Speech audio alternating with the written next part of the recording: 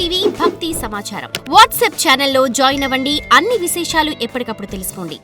నమస్కారం, ధర్మ సందేహాలు కార్యక్రమానికి స్వాగతం. ఈరోజు మనతో స్టూడియోలో అందుబాటులో ఉన్నారు సన్ స్పిరిచువల్ సొసైటీ ఫౌండర్, అలాగే ప్రముఖ ఆధ్యాత్మికవేత్త విక్రమాదిత్య గారు. నమస్తే అండి. సూర్యోస్మితల్లి గురుగారు చెప్పండి, అంటే కార్తీక మాసంలో వచ్చే అమావాస్య యొక్క విశిష్టత ఏంటి? అలాగే చాలామంది ఆదివారం రోజు అమావాస్య వస్తే చాలా ఫలితాలు ఉంటాయి, ఆ రోజు పూజలు చేస్తే కూడా ఎన్నో ఫలితాలు లభిస్తాయి అంటూ కూడా అంటారు. అసలు దాని యొక్క విశిష్టత ఏంటి? అమావాస్య అనేది మనకి అంటే చంద్రుడిని ప్రధానంగా చేసుకుని చీకటి రాత్రి. అమావాస్య అంటే చీకటి, డార్క్నెస్. అలాగే ఆదివారం అనేది మనకి వారంలో ప్రారంభ దినం, ఆది, మూలము, ఈ పర్యాయ పదాలుగా వస్తూ ఉంటాయి. అమావాస్య అంటే చంద్రుడి యొక్క కళలు మనం 16 కళలుగా తీసుకుని తగ్గించుకుంటూ వస్తారు. పౌర్ణమికి పూర్ణ చంద్రుడు వృద్ధి చెంది ఉంటాడు. అమావాస్యకు వచ్చేసరికి చంద్రుడు పూర్తిగా మనం చీకట్లో ఉంటాం, చీకటి, డార్క్నెస్.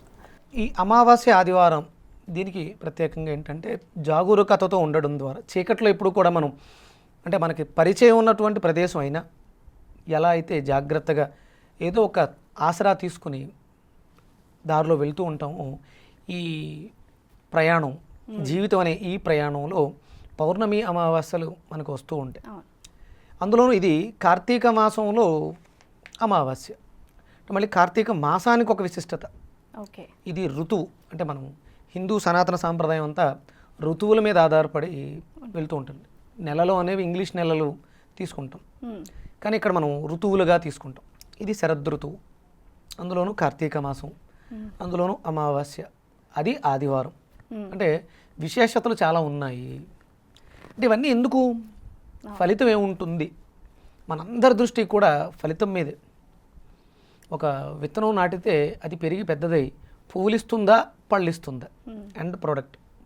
ఫలితం మీద ఆశ ఎక్కువ పెట్టుకుని మన జీవనాన్ని సాగిస్తూ ఉంటాం. అందులో ముఖ్యంగా అందరూ కూడా కార్తీక మాసం అనగానే ముక్తికి మోక్షానికి ప్రధానంగా ఈ మాసాన్ని తీసుకుంటాం. అంటే పరమేశ్వరుడు సృష్టి స్థితి లయకారకుడికి ప్రత్యేకమైనటువంటి మాసం కార్తీక మాసం. మనకి భాద్రపద మాసం వినాయకుడికి, ఆశ్వీజ మాసం వచ్చి అమ్మవారికి, కార్తీక మాసం వచ్చి పరమేశ్వరుడికి, మార్గశీర్ష మాసం వచ్చి విష్ణు. అంటే ఒక్కొక్క మాసానికి ఉన్నటువంటి విశిష్టత, అంటే దాంట్లో ఉన్నటువంటి స్పెషల్. ఇదంతా ఏంటి ఆ స్పెషల్? అంటే ఇదేంటి ఫలితాలు ఏంటి అంటే ఎనర్జీ బేస్డ్. ప్రపంచం అంతా కూడా శక్తి మీద ఆధారపడి నడుస్తుంది. శక్తితో, శక్తి కోసం శక్తిని అనుసంధానం చేసుకుని నడుస్తున్నాం. ఇక్కడ భాద్రపద మాసం అనగానే గణపతి శక్తి మనలో ప్రవేశిస్తుంది.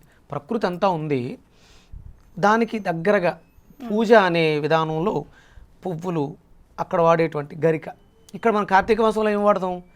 అక్కడ శివుడికి పూజించే పత్రి ఉంటుంది కదండి, బిల్వదళం, అది పెట్టి పూజిస్తారు. లేదు అని అంటే జిల్లేడు పూలతో కూడా శివుడిని పూజిస్తారు. మీకు అంటే వారణాసి మొత్తం కూడా జిల్లేడు పూలే ఎక్కువ కనిపిస్తుంటాయి. అంటే ఒక్కొక్క ప్రాంతంలోనూ ఒక్కొక్క ఆచార సాంప్రదాయాలు వెళ్తూ ఉంటాయి. సహజంగా ఇక్కడ మనం ప్రధానంగా శివుడు అర్చన అనగానే బిల్వార్చనే వస్తుంది. అర్క పుష్పార్చన అనేది ఒక వారణాసిలో మాత్రమే ఉంటుంది. అర్చన కాదు, దాన్ని మాలగా చేసి స్వామికి వేస్తారు. అంటే అర్కకి స్వామికి ఉన్న సంబంధం మనం మళ్ళీ ఎప్పుడన్నా మాట్లాడుకోవచ్చు. ఇక్కడ అమావాస్య, కార్తీక మాసం, ఆదివారం విశేషంగా వచ్చింది కాబట్టి మీరు అంటే మీ నోటంట భగవంతుడు చెప్పించేయడము, అర్క పుష్పాలతో అర్చించటం, అర్క పుష్పాలని, శ్వేతార్క పుష్పాలని స్వామివారికి మాలలుగా వేయడం ద్వారా విశేషమైనటువంటి ఫలితాలు పొందొచ్చు. ఏంటండి అంటే ఎలాంటి విశేష ఫలితాలు లభిస్తాయి అంటే? ఏం కావాలి మీకు? శివుడు పూజ చేస్తే, ఈ పూజ చేస్తే నాకు ఇది వస్తుంది, మీకు ఏం కావాలి, ఏం కోరుకుంటారు? అంటే ఫ్యూచర్ ఎలా ఉండాలి, లేదంటే నా ఆరోగ్య సమస్యలకి సంబంధించి కానీ ఇలా మనకి రకరకాలుగా కొన్ని సమస్యలు ఉంటాయి, ఆర్థిక సమస్యలు, ఇలాగా వాటన్నిటిని గట్టెక్కించాలి అంటూ కూడా మనము పూజలు చేస్తూ ఉంటాం. అదే ఏం కావాలి, నేను అడిగేది అదే, ఏం కావాలి? మనం దేవుణ్ణి కోరికలు కోరుతాం, కానీ ఇప్పుడు పరిహారం చెప్తారు అని అంటే గురువు గారిని అడగచ్చు. అదే మీకు ఏం కావాలమ్మా నేను అడుగుతున్నాను మిమ్మల్ని, మీకు ఏం కావాలి? ఫ్యూచర్లో మంచిగా ఉండాలి అంటే ఇప్పుడు మీరు యాంకరింగ్ గుర్తులో ఉన్నారు, యాంకర్గా మంచి ఉన్నత స్థితికి వెళ్ళాలి. ఇక్కడ అంటే తేజస్సు మిమ్మల్ని, అంటే మీరు అడుగుతున్న ప్రశ్నకి ఆడియన్స్ ఇచ్చేటువంటి రెస్పాన్స్, అమ్మాయి బాగా చేస్తుంది, ఒక అప్రిషియేషన్, అంటే కీర్తి ప్రతిష్టలు, వీటితో పాటు ఆర్థికంగా బలంగా ఉండాలి. అవును. ఎంత పేరు ప్రఖ్యాతులు ఉన్నా తినడానికి అవసరానికి కావాల్సిన ధనం కావాలి. ఇంకా స్త్రీగా ఉన్నారు కాబట్టి వివాహం కాకపోతే వివాహం అవ్వాలని, వివాహం అయితే సంతానం కావాలని, సంతానం అయితే పిల్లల భవిష్యత్తు బాగుండాలని, వాళ్ళు చదువులు బాగుండాలని, ఇవన్నీ అంటే పర్స్పెక్టివ్స్ మారిపోతున్నాయి కదా. అవును. ఉన్నది ఒక్కటే అక్కడ పరమేశ్వరుడు. మీరు ఇచ్చింది బిల్వదళం, లేకపోతే అర్కపుష్పాలు, లేకపోతే ఆవు పాలు, లేకపోతే దానిమ్మ గింజల రసం, చెరుకు రసం, మీరు చాలా రకాలతో చేసిన ఉన్నది ఒకటే. కానీ వచ్చే ఫలితం శక్తి రూపంలో వస్తుంది. ఓకే. శక్తిని తీసుకుని ఇవన్నిటికి డివైడ్ చేసుకుంటాం మనం. డబ్బు ఒకలా ఇవ్వటం, కారు ఇవ్వటం, ఇల్లు ఇవ్వటం కాదు. ఓకే. ఒక జ్ఞానాన్ని ఇస్తారు. చేస్తున్న పనిలో అభివృద్ధి సాధించడానికి భగవంతుడు శక్తి ఇచ్చేస్తే ఆ తదాస్తు అనగానే ఇమీడియట్గా మీరు నెంబర్ ఆఫ్ ఛానల్స్లో, నెంబర్ ఆఫ్ ఎపిసోడ్స్ అలా చేసుకుంటూ వెళ్ళిపోవటం కాదు. అవును. చేస్తున్న దాంట్లో పరిపక్వత, నాలెడ్జ్, క్వశ్చన్ అడగటం. అంటే యాంకర్ అంటే అడగటమే. అవతల వ్యక్తిలో ఉన్నటువంటి నిగూఢంగా ఉన్న జ్ఞానాన్ని వెలికి తీసేదే ప్రశ్నించడం, పరిప్రశ్న. ఇది చాలా ఉత్తమం, అవసరం కూడా. ఓకే. ఆ జ్ఞానం మీలో వస్తుంది. ఏం అడగాలి, ఎవరి దగ్గరికి వెళ్ళి ఏం అడగాలి, ఏ సమయంలో ఏం అడగాలి, ఇవన్నిటిని తెలుసుకోవటానికి, తెచ్చుకోవటానికి కార్తీక మాసంలో ఈ అమావాస్య పర్వదినాన్ని, ఆదివారాన్ని ఉపయోగించుకోవచ్చు. అంటే ఇప్పుడు వచ్చి అమావాస్య కూడా మనకి ఆదివారమే వస్తుంది. సో మరి ఇప్పుడు ఎలాంటి పరిహారాలు చేస్తే కార్తీక మాసం మొత్తం చేసిన పూజ పుణ్యఫలం వస్తుందంటారు? ఎందుకంటే బాబు కార్తీక మాసం అంతటికి చివర మళ్ళీ మనం ఇంకొక మాసానికి, శేష మాసానికి వెళ్ళిపోతున్నాం. అవును. అమావాస్య తర్వాత వచ్చేది అదే కదా, మారిపోతున్నాం. ఇక్కడ ఇదేమీ పులి స్టాప్ కాదు. ఇక ఎక్కడితో ఆపేస్తారా, మళ్ళీ కార్తీక మాసం వచ్చే వరకు చేయరా, కాదు కదా. ఈ మాసానికి, ఈ ఆశ్వేజ మాసానికి, శరదృతువుకి, ఇక్కడ ఈ కార్తీక మాసానికి, శరదృతువుకి ఇక్కడ పులి స్టాప్ పెడుతున్నాం. మళ్ళీ నెక్స్ట్ డే పాడ్యముతో మార్గశీర్ష మాసం మళ్ళీ మొదలైపోతుంది. మళ్ళీ ఇంకొక పూజా విధానంలోకి వెళ్ళిపోతుంది. ఇక్కడ మనం చేసేది అర్చన. అంటే అమావాస్య కాబట్టి జాగ్రత్తగా ఉండాలి. చీకటి, అసురశక్తులు విజృంభిస్తాయి. అందుకని ఏంటంటే దీపాలు ఎక్కువ పెట్టండి. కార్తీక మాసం దీపానికే ప్రతీక. అంటే ఎప్పుడూ మీరు చీకటి ఎక్కువగా ఉంటుంది, విపరీతమైనటువంటి చలి ఉంటుంది. ఈ మాసంలోనే తైలాభ్యాంగనం చేయటం, ఒళ్ళంతా నువ్వుల నూనె, అలక్ష్మీ దోష పరిహారార్థం నువ్వుల నూనె ఒంటికి అంతటికి రాసుకొని చన్నీటి స్నానం, సరస్సు స్నానం, నదీ స్నానం, అంటే కుదరకపోతే బావి దగ్గర స్నానం చేసినా కూడా ఆ ఫలితం అంటే భగవంతుడు ఇస్తాడని కాదు, ఆ జలంలో ఉంటుంది. మనం స్నానం చేసే జలంలో ఉంటుంది, మనం దీపం వెలిగించేటువంటి వత్తిలో ఉంటుంది, ఆ ప్రమిదలో ఉంటుంది, ఆ నూనెలో, తైలంలో ఉంటుంది. ఇవన్నిటిని అక్కడ దగ్గరగా ఉండి, ఉపవాస దీక్షతో దగ్గరగా ఉండి స్వీకరిస్తాం. తద్వారా వచ్చే మాసంలో రాబోతున్నటువంటి పరిస్థితులు, కాలానుగుణంగా వస్తున్న పరిస్థితులను ఎదుర్కొనడానికి శక్తి వచ్చింది ఈ మాసంలో. ఇక్కడ అంటే ఎంత చలి అంటే ఇప్పుడు మనం తట్టుకోవడానికి, అంటే మారుతున్న ఋతువులకు అనుగుణంగా శరీరం కూడా సిద్ధపడుతూ ఉంటుంది ఈ మాసంలో. అందుకని కార్తీక మాసం ప్రారంభంలో వస్తుంది, వెళ్ళే కొద్ది చలి పెరుగుతూ ఉంటుంది. ఇది మనకి ప్రారంభం. ఇక్కడ మనం వేడి నీళ్ళతో స్నానం చేసి ఎండెక్కేంత వరకు పడుకుని విపరీతంగా భుజించేస్తే రాబోయే చలిని తట్టుకోవడానికి బలహీనులం అయిపోతాం. ఇక్కడ బలానికి సంబంధించి ఈ కార్తీక మాసంలో మనం రక్తహీనతంగా ఉన్న వాళ్ళకి చలి ఎక్కువ ఉంటుంది. రక్తాన్ని వృద్ధి చేసుకోవడానికి ఇక్కడ వచ్చే పదార్థాలన్నీ కూడా మీకు ఉసిరికాయ, విటమిన్ సి, వ్యాధి నిరోధక శక్తి, ఇవన్నీ శాస్త్రీయత. కేవలం అంటే భక్తి భావములో మిళితం చేసేసి పెట్టబడింది. వీటిని ప్రస్తావిస్తున్నారంటే అవి తీసుకోమని. మొక్కుబడిగా ఉసిరికాయ మీద కుందొత్తు పెట్టి దీపం వెలిగించడం కాదు, దీన్ని ప్రసాదంగా కూడా స్వీకరించాలి. చాలా మంది వెలిగించిన ఉసిరిక అంటే దీపంలా వాడి దాన్ని అక్కడే వదిలేస్తారు. దాని కాదు, ఉసిరికకి దగ్గరగా ఉండండి, వనభోజనాలు చెయ్యండి. ఉసిరిని ఇక్కడ పరిచయం చేస్తున్నారు. మిగతా నెలల్లో ఎక్కడ కూడా ఉసిరి చెట్టు ప్రస్తావన ఉండదు. కార్తీక మాసంలో వనభోజనాలలో ఉసిరి చెట్టు కింద భోజనాలు ఉంటాయి. అంటే బ్రహ్మ విష్ణు శివాత్మక స్వరూపం. అంటే బ్రహ్మ అంటే సృష్టికి సంబంధించి మీ శరీరంలో కణం, బ్రహ్మ పదార్థం ఏదైతే ఉందో అది తయారీకి వ్యాప్తము. శరీరం అంతా వ్యాప్తించేది ఏంటి? వాయువు వ్యాప్తిస్తుంది, రక్తం వ్యాప్తిస్తుంది, జలం కూడా వ్యాప్తిస్తుంది. విష్ణుమూర్తి, పరమేశ్వర తత్వం, లయం, బ్రహ్మ విష్ణు మహేశ్వర తత్వం అంతా కూడా ఉసిరిలో ఉంది. దాన్ని స్వీకరించడం ద్వారా మన శరీరంలో సెల్స్ డెడ్ అయిపోతుంటాయి. సృష్టి జరుగుతూ ఉండాలి, వ్యాప్తిస్తూ ఉండాలి, లయం అయిపోతూ ఉండాలి. ఇది ఎప్పుడు కూడా నిరంతరం మన శరీరంలో జరుగుతుంది. దానికి కావలసిన పోషక పదార్థాలు ఉన్నటువంటి ఉసిరిని దగ్గరగా చేయడం జరిగింది. దానం ఇమ్మన్నారు, ఉసిరి దీపం దానం ఇస్తే అయిపోతుందా? అంటే ఆ ఉసిరితో పాటు ఒక 1/2 కేజీ ఉసిరికాయలకు బ్రహ్మకిస్తే ఆయన దాన్ని పచ్చడి చేసుకునో ఇంకోటి చేసుకునో తీసుకుంటారు. అతన్ని శరీరంలో ఆ కణజాలం వృద్ధి చెందడానికి మీరు సహాయం చేశారు. ఏదైతే ఇస్తామో 10 ఇంతలు పొందుతాం అనేది మన హిందూ ధర్మంలో ఉంది.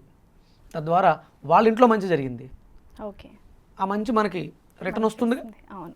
దానికోసం ఇప్పుడు మనకి టాపిక్ వచ్చింది కాబట్టి అడుగుతున్నానండి. జనరల్గా అంటే ఈ మాసంలోనే మనం ఉసిరి చెట్ల కింద భోజనాలు చేయాలి, వనభోజనాలు అనేది కూడా మనం చేస్తూ ఉంటాం. అంటే దీని యొక్క విశిష్టత ఏంటి, అక్కడే ఎందుకు చేయాలంటే వనం అంటే ఒక అడవి, సో ఎక్కడైనా కూడా చెట్ల దగ్గర చేయొచ్చా, కేవలం ఉసిరి చెట్టు దగ్గర ఉన్న ప్రాంతంలో మాత్రమే మనం వనభోజనాలు చేయాలా? అంటే వనము అనగానే మీకు సమూహం, చాలా రకాల చెట్లు ఉంటాయి. అంటే ఒక్కొక్క వృక్షానికి ఒక్కొక్క కాస్మిక్ ఎనర్జీ ఉంటుంది. ఆ కాస్మిక్ ఎనర్జీని ఎలా చెప్పారంటే, ఈ కార్తీక మాసంలో ఈ ఉసిరి చెట్టు భరణీ నక్షత్రానికి అది దేవత, వృక్ష దేవత అన్నమాట. అంటే భరణి అనగానే మనం శుక్రుడిని ఆధిపత్యంగా తీసుకుంటాం, అంటే ధనానికి ప్రతీక. అశ్వని నక్షత్రం ముసిరి చెట్టు ఉంటుంది, అది జ్ఞానానికి. అలాగే ఉత్తరా నక్షత్రానికి అది మారేడు. ఇలా ఒక్కొక్క వృక్షానికి, మామిడికి ఒక్కొక్క, ఇవన్నీ సమూహంగా ఉన్నాయి కాబట్టి అది వనం అయింది. ఓకే, నవగ్రహ వనం, అందులో నవగ్రహాలకు సంబంధించిన సమిధులు ఉంటాయి. అవి ఆ శక్తిని స్వీకరించుకుంటూ ఉంటాయి. అనునిత్యము కూడా ఒకటే ప్రాసెస్, శక్తిని, సృష్టిలో ఉన్నటువంటి శక్తిని స్వీకరించుకుంటాం. దానికి దగ్గరగా వెళ్ళడం వల్ల ఏమవుతాం? ఇప్పుడు నేను స్ప్రే కొట్టుకుని వచ్చానమ్మా, ఇక్కడ ఉన్నాం, నా ఒక్కడితో ఆగిపోయిందా? స్మెల్ ఇక్కడ వస్తుంది, అందరికీ వస్తుంది. అదే నేను ఒక బ్యాడ్ స్మెల్తో లోపలికి వచ్చాను, అందరికీ వ్యాపిస్తుంది. అంటే వృక్షం దగ్గరకు వెళ్ళడం ద్వారా వృక్షంలో, అంటే వృక్షానికి ప్రతిదానికి ఆరా ఉంటుంది. అంటే సృష్టిలో ప్రతి జీవరాశికి ఒక ఎనర్జీ ఫీల్డ్ ఉంటుంది. ఓకే, దానికి ఉన్నటువంటి వయసు తారతమ్యం మీద ఆధారపడి దాన్ని మనం ఆరా అంటాం. మనుషుల దగ్గర ఏదైతే ఆరా ఉంటుందో ప్రతి వృక్షానికి కూడా ఆరా, ఎనర్జీ ఫీల్డ్ అంటారు దాన్ని. జీవికి ఉంటుంది, ప్రాణం ఉన్న ప్రతిదానికి ఆరా ఉంటుంది. ఇప్పుడు భరణీ నక్షత్రం సంబంధించినటువంటి ఉసిరి చెట్టు చుట్టూ మీకు సుమారు ఒక 10 అడుగుల ఆరా ఉంటుంది. ఆ ఆరాలోకి మీకు ప్రవేశిస్తే ఆ రేడియేషన్, అది పాజిటివ్ రేడియేషన్ కాబట్టి మీరు అందులోకి ప్రవేశిస్తే మీ శరీరం ఆ ఎనర్జీని తీసుకుంటూ ఉంటుంది. అది మనం ఒక అద్భుతమైనటువంటి వయసు కలిగిన వృక్షం, ఎంత ఎక్కువ వయసు ఉంటే దాని ఆరా అంత స్ట్రాంగ్గా ఉంటుంది, అంత పెద్దగా ఉంటుంది.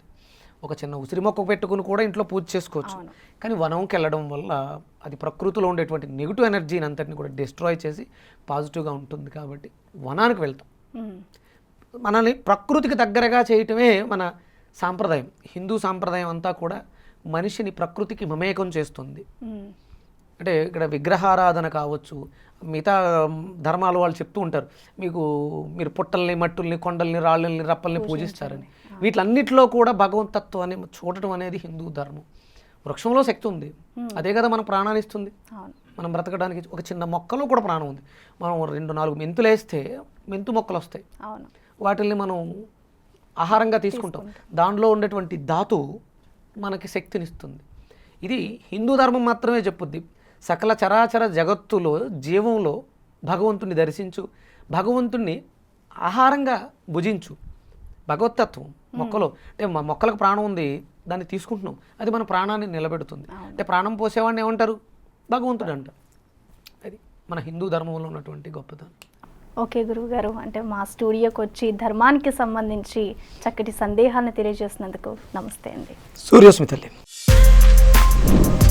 For more videos like this, subscribe Big TV channel.